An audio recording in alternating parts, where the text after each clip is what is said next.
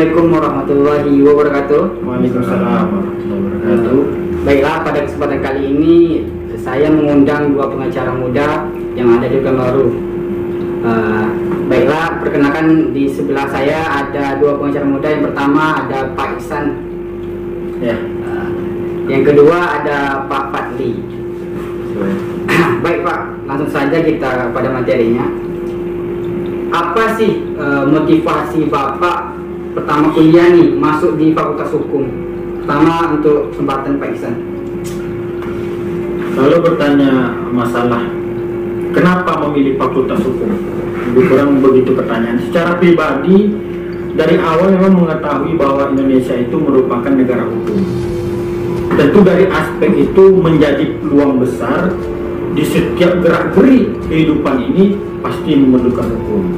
Dalam arti lain, baik di dunia lantas, lalu lintas, ataupun dunia perpajakan, ekonomi, akuntansi, bahkan bidang pertanahan pun semuanya ada aturan-aturan hukum, dan hukum itu akan tetap hidup.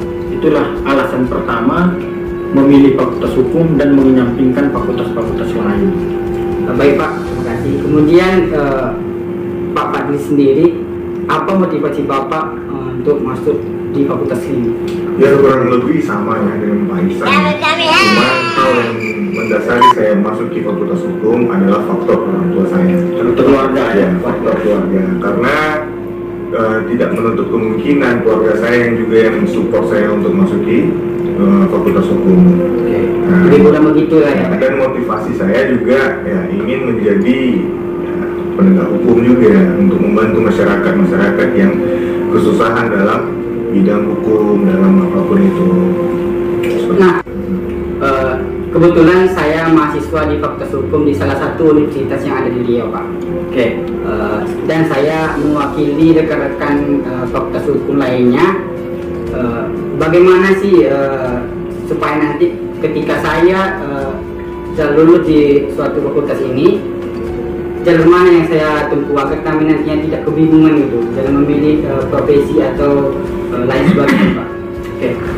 Yang pertama, motivasi pribadi terhadap mahasiswa hukum yang sedang dalam bangku kuliah. Ya. Nah, harapan besar bahwa ketika selesai ataupun wisuda dari Fakultas Hukum, secara umum mahasiswa itu telah terbentuk dari karakternya dan memahami jelas apa itu hukum pidana, hukum administrasi negara, hukum perdata, hukum militer.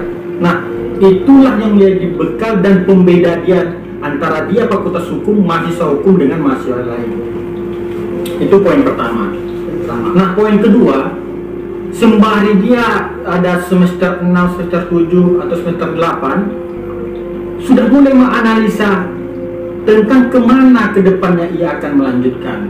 Nah, di bidang pidana bisa contohkan bisa menjadi advokat atau pengacara, menjadi jaksa, kemudian bisa menjadi polisi atau bidang-bidang hukum lainnya.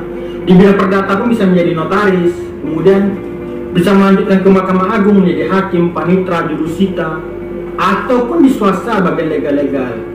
Nah, ini harus dia pahamkan sebelum wisuda, sehingga selesai wisuda mereka nggak kebingungan lagi jati diri dia menjadi apa. Itu yang paling penting. Nah, ketika dia mengetahui, tentu jalur itu akan dia tempuh dengan semangat dan benar langkahnya, tidak kebingungan. Lebih kurang seperti itu. Ya, baik kepada Bapak-Bapak sekalian, terima kasih atas motivasinya. Pada kesempatan kali ini cukup sekian diskusi kami di channel DSH ini. Semoga bermanfaat bagi rekan-rekan satu fakultas sama saya, tentunya di Fakultas Hukum. Ya, see you di video. Assalamualaikum warahmatullahi wabarakatuh. Waalaikumsalam.